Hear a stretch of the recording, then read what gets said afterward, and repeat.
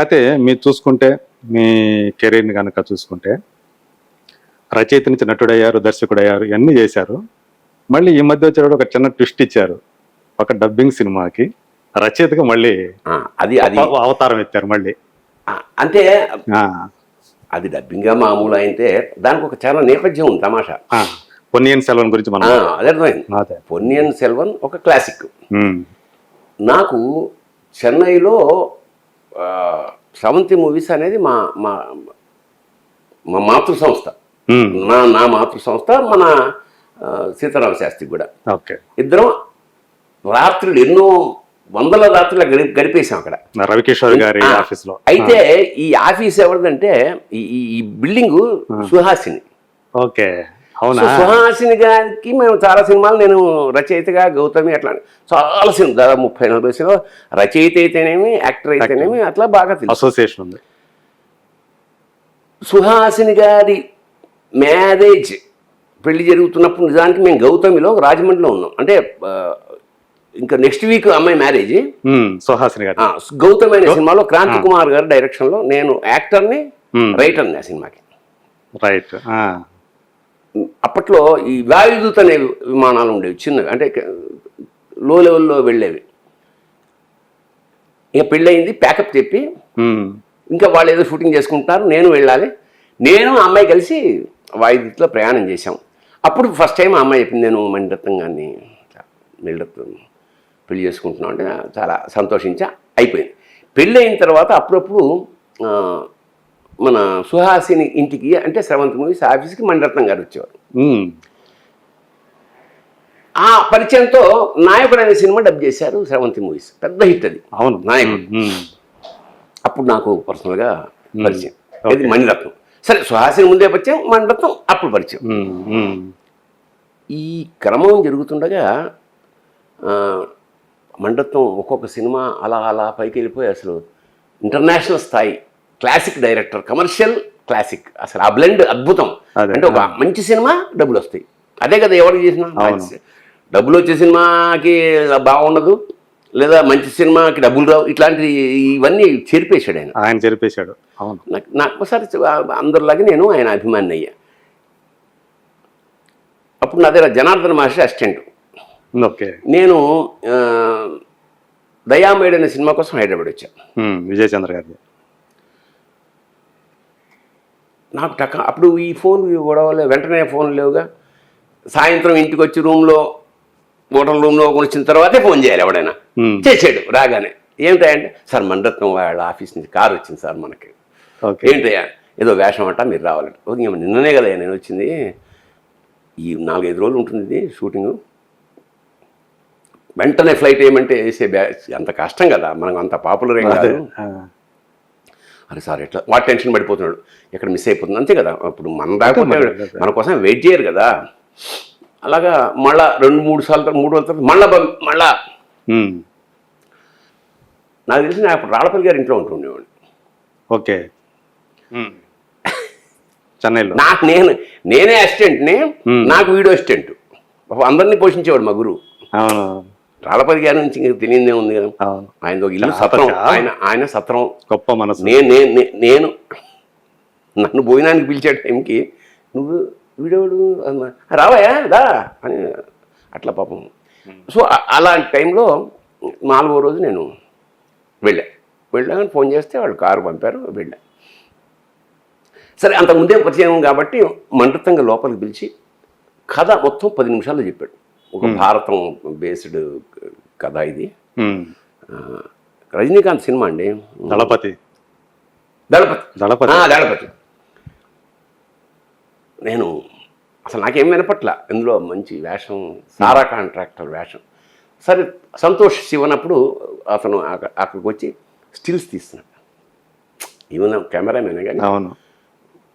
అవేడి ఇప్పుడు ఏడు అదేడు లో వచ్చి అప్పుడు వేడి అంత అయిపోయింది. ఒక టప తీసేసాడు. తీసేసి రండి అని లోపల కూర్చుని, sorry Bharani, I think your age will not permit, I want little more age అన్నాడు. అంటే నాకు అప్పుడు 24-25 బాగా తక్కువ. అప్పుడే ఇండస్ట్రీకి వెళ్ళిన కొత్త, ఇంకా అంతే. మ్యాక్సిమం 30 అనుకో. అంతకన్నా లోపలే. 30 ఆయనకి 50-60 కావాలి. ఓ. నాకేమో ఈ వేషం నాకు అర్థమైపోయింది. అంత మొహమాటంగా సార్ వైట్ పూట సార్ నేను ఆ పూట మాట్లాడు నేను అలాగా ఈ ఆర్టిఫిషియల్ నాకు నచ్చదు విగులు పెట్టడం అన్నాడు. ఇంకేముంది ఎట్లా ఉంది అంటే ఇట్లా నోటి దాకా వచ్చి లాగేసుకున్నట్టు అయిపోయింది. పాపం అతనికి అతను ఈజ్ రైట్. నా సినిమాకి నాకేం కావాలో నేను ఒకసారి ట్రై చేసుకుంటా, ఏమో కుదరదు. కుదరకపోతే ఆయనకి పెద్ద బాధ లేదు, కానీ మనకి అసలు నేను చాలా ఇంటర్వ్యూల్లో గొప్ప అవకాశం అలా వచ్చి మణిరత్నం గారికి వచ్చేసేది పోయింది అని బాధపడుతుండేవాడిని. ఇదంతా జరిగింది దీని ముందు ఇదంతా నేపథ్యం.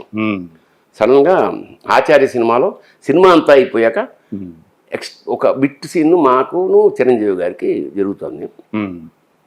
ఏం మాట్లాడుకుంటాం, పాత మాటలన్నీ మేము పాత జ్ఞాపకాలన్నీ మాట్లాడుకుంటున్న దశలో నాకు ఫోన్ వచ్చింది. చూస్తే ఏదో కొత్త నంబరు. ఎవరు sir this is from Mani Ratnam office అన్నాడు. నేను అమ్మబాబు సార్ మణిరత్నం గారి ఆఫీస్ నుంచి సార్ అంటే పక్కకి వెళ్ళి చెప్పండి సార్ పేస్వార్ మాట్లాడుతా. Sir how are you Bharani అన్నాడు. సార్ బాగున్నాను సార్. சொல்லுங்க సార్ చెప్పండి. నేను I made a movie I want to dub it in నేను అనుకుంటున్నా ఈ వేషం అని. I made a movie I heard about Ponniyin Selvan sir சொல்லுங்க. அதுக்கு நீங்கள் you have to write Telugu dialogue for that. Sir I left writing for so many years sir. మీరు direct చేసిన సినిమాలు తప్పితే లేదు చాలా no because it's a classic movie and అది కొంచెం ఆ language should be it should not be more అట్లా పైన గ్రాంధికం ఉండకూడదు అలా అని చెప్పి బయా మీడియా వీ వాంట్ యూ అని. I said no sir pleasure sir but after so many years sir I do one thing I write 4 or 5 scenes and send you so that you can test me. என்ன sir test உங்களுக்கு test no please come down next week, please come down to my office, we are doing the film and petition. ఇది ఎట్లా ఉంటుంది అంటే ఒక ఆనందం మళ్ళీ రెండు ఒక రచయితగా ఇది మనం చేయగలమా, ఎందుకంటే ఇది కొత్త ఎక్స్పీరియన్స్ నాకు. నువ్వు అన్నట్టు ఇది కొత్త వెంటనే నేను జనార్దన్ మాట్స్కి తమిళ్ భాష మాట్లాడడమే కాదు రాయడం కూడా వచ్చు అంచేత సో అతను నేను మా శివాని ఇంకొక శిష్యుడు ముగ్గురం కలిసి వెళ్ళిపోయాం. టిఫిన్లు అయ్యా వచ్చాడు ఆయన. Sir first see the film అన్నాడు వాళ్ళ ఆఫీస్లోనే. ఇట్లా అంటే ఇలా వాళ్ళ చూసాం. రీ రికార్డింగ్ మిక్సింగ్ ఏం లేవు, ఇంకా మధ్యలో కటింగ్లు కెమెరా అన్నీ కనిపిస్తున్నాయి. కంటెంట్ ఇది అన్నాడు. ఓకే పొద్దున ఇవాళ ఫస్ట్ హాఫ్ చూసేసాం, రెండు మళ్ళా అది కూడా చూడాలి. సరే ముందైతే 3 గంటల ముందు అయ్యాక మళ్ళా ఇంకో నెక్స్ట్ మొత్తానికి చాలు. నేను కూడా మళ్ళా తర్వాత వచ్చినట్టును ఫస్ట్ చూసేసాం. సరే నాన్న so this is the script, English Tamil ఇచ్చాడు. ఓకే దాన్ని మేము లిప్పు చేయాలి, ఆ కంటెంట్ మిస్ అవ్వకూడదు కదా, అది పెద్ద ప్రక్రియ. అంతే కెరీర్లో ఇదేమిట్రా నాకు భయపడిపోయి నేను ఆఫీసర్ సార్ సొల్లుగా so when do you give me నిన్న ఒక 3 months ఇవ్వండి సార్. 3 months సార్ నెక్స్ట్ మంత్ ఎండ్లో రిలీజ్ సార్ ఇది అన్నాడు. సార్ అయితే I have to leave the some కొన్ని సినిమాలు వదిలేయాలి, అలాగే కూర్చొని రాయాలంటే వదిలేసుకో. మరి అంత పెద్ద సినిమా 3 గంటలది ఎక్కడెక్కడో వేషం వేస్తూ సాయంత్రం వచ్చి కూర్చుంటే కుదరదని చెప్పి నేను చెప్పాను. సరే sir I do it but కొంచెం టైం ఇవ్వండి అంటే నేను please do it 1 month only అని. సరే పాపం ఇక వచ్చేసాక మొత్తం ఇంగ్లీష్. అది పొన్నియిన్ సెల్వన్ అనేది అంటే మన తెలుగులో విశ్వనాథ సత్యనారాయణ గారు 1000 పడగల వంటిది. అదే అక్కడ కల్కి కృష్ణమూర్తి అతను రాస్తే ఆ పుస్తకాలు కొనడానికి పబ్లిషర్స్ బుక్ షాపులు మీద జనం భరిపోతున్నాడని మరో గత్యంతరం లేక రైల్వే ప్లాట్ఫారం పొడుగ్గుంటాయి కదా అక్కడ పెట్టాను జనం క్యూలో ఆ మాబుని తట్టుకోవడానికి. ఆ సమూహాన్ని కట్టుకోవడానికి రైల్వే ప్లాట్ఫామ్ చాలా పొడుగ్గా పొడుగ్గా ఉంటుంది ఉంటుంది కాబట్టి. అంటే ఇంగ్లీష్ లో హ్యారీ పాటర్ కి జరిగిన వైభవం ఏదైతే ఉందో అది అప్పుడే పొన్నియిన్ సెల్వన్ పొన్నియిన్ సెల్వన్ జరిగింది. ఉమ్, అందువల్ల దానికి ఎంత క్రేజ్ అంటే ప్రతి హీరో ఉమ్, ఇప్పుడు విశాల నేత్రాలు తీయాలని కృష్ణరాజు గారు అప్పుడు ప్రపంచంలో ఉన్న వాళ్ళందరూ అనుకున్నారు కదా హీరో అవును అని. అవును. అట్లాగా ఎంజిఆర్ లగాయతు ఉమ్, చాలా మంది పొన్నియిన్ సెల్వన్ తీద్దాం అనుకున్నారు. అనుకున్నారు. తీయలేదు. ఈ మణిరత్నం అసలు ఎవ్రీబడి డ్రీమ్ అది. అదే ఉమ్, ఇంకా మొత్తానికి సంకల్పించి పూర్తి నేను, చేశాడు. ఒక నెల కొన్ని సినిమాలు వదిలేశాను. మహర్షిని శివాని పెట్టుకుని ఉమ్, చర్చించుకుని జాన్ తెలుగు మరీ మరీ గ్రాంధికం కాకుండా కొంచెం డౌన్లో కాకుండా చేసేసి సరే సార్ వస్తున్నాను రీడింగ్కి. నెక్స్ట్ ఒక నెల 15 రోజులు ఎక్కువైంది తీసుకుని ఒకరోజు రీడింగ్ పెట్టుకున్నాం. ఉమ్, చదువుతున్నా మొత్తం దాంట్లో ఒక 10-15 కరెక్షన్ చెప్పాడు అంతే. 10 చిన్న చిన్నవి. ఓకే అంతే. ఉమ్, కూడా ఎట్లున్నాడు అతను అన్నాడు సార్ ఇతను సార్ ఈజ్ దట్ క్యారెక్టర్ ఉంది కదా జయరామ్ క్యారెక్టర్. జయరామ్ క్యారెక్టర్ నల్ల పడుకున్నారు సార్ బాగా let him dub for this Bharani garu we only dub it for this sir. నన్ను మళ్ళీ ఇదో పెట్టిన అట్లాగా ఐ కుడ్ సాటిస్ఫై హిమ్. ఆ తర్వాత Correct, భలే suit అయిపోయింది అది. చాలా మంది ఒరిజినల్ క్యారెక్టర్లా ఉంది జయరామ్ గారు. అవును. జయరామ్ గారికి డబ్బింగ్ చెప్పాక ఒక తమాషా. నేను జయరామ్ అనుకోలే, ఎందుకంటే నాతో అప్పుడు ధమాకాలో యాక్ట్ చేస్తున్నాడు ఆయన. సన్నగా ఓకే. ఫిట్గా ఉండి ఒక చిన్న గడ్డం కళ్ళద్దాలు. Is different man. ఇదేంటి ఇంత లావుగా ఇలా ఇలా నడుచుకుంటూ గుర్తుపట్ల మీరు నేను గుర్తుపట్ల స్క్రీన్ మీద. జయరామలేదు ఆ, ఇంత జయరామ్ అంట ఆశ్చర్యపోయి దాన్ని చెప్పాక ధమాకా సినిమాకి వస్తే ఉమ్, ఆయన I wanted to meet him. Dubbing చెప్పేశాక ఎక్కడ అంటే పక్కన క్యారవాన్ కొంచెం మేకప్ మొదలెట్టబోతున్నాడు ఆయన ఇలాగా. నేను వెళ్ళి కాళ్ళ మీద పడిపోయాను. సార్ సార్ సార్ ఏనా ఉమ్, అమ్మో బాబోయ్ ఏంటి సార్ పెర్ఫార్మెన్స్ మీకు ఈసారి నేషనల్ అవార్డు వస్తుందని అంత థ్రిల్ అయ్యమాట. ఉమ్, సో అది అయ్యాక మళ్ళా second part 2 it is quite successful. పెద్ద హిట్ కదా. అవును. సో అదొక ఇది అంటే మీకే ఈ ఒక్కటి ఒక అద్భుతం నా జీవితంలో. ఆ, ఈ యొక్క బ్లాక్ ఏదైతే నువ్వు అడిగావో నేను చెప్పాను కానీ ఇంత వివరంగా ఎప్పుడు చెప్పలేదు ఎవరికి. అదే ఆ, ఒక చేజారిన ఒక అవకాశాన్ని మళ్ళా నాకు అది నటుడుగా కావడం, ఆ దాన్ని అవకాశం. నేను ఇష్టంగా చేయడం, అది సక్సెస్ అవ్వడం అనేది Success. అంటే ఒక బ్లాంక్గా ఉన్న చాలా కాలం బ్లాంక్గా ఉన్న ఆ ఖాళీ పరిపూర్ణంగా పూరించబడ్డది. పూరించబడింది. ఆ, ఇది కథ. సో ఒక మంచి ఎక్స్పీరియన్స్ అది. అంటే నటుడుగా చేజారిన అవకాశం రచయితగా పూరింపబడింది. నటుడుగా గొంతు ద్వారా ఇంకో నటుడికి ఆ, అంటే నేనే చేస్తున్నానేమో అని. ఈ ప్రాసెస్ లో మళ్ళీ సుహాసిని గారు కలిసారా మళ్ళీ? ఆ, అక్కడికి వెళ్ళగానే ముందు అమ్మ ఇట్లా వచ్చాను చేస్తున్నాడా వెరీ గుడ్ అండి సంతోషం అంటున్నాడు కదా. ఉమ్, ఉమ్, సినిమా ఫంక్షన్కి ఇక్కడికి వచ్చినప్పుడు ఆవిడ వచ్చింది కదా. అవును. ఇక్కడ ఫంక్షన్కి వచ్చినప్పుడు నేను వచ్చాను. I really enjoy with all the artist. అందరూ చేసిన వాళ్ళే కదా అందులో నాతో ఏదో తెలిసిన విధంగా. వాళ్ళు అదే విక్రమ్ దగ్గర నుంచి. విక్రమ్ అయితే మరీ నువ్వు విక్రమ్ ఇక్కడ ఇంటి పక్కన అక్కడ గ్యాస్ ఇది చౌరస్తా ఉంది చూడు. అవును. ఒక డైరెక్టర్ వాడిదో మంచి కథ ఇది ఒక కొత్త ఎవరు తెలియని అంటే చెప్పిన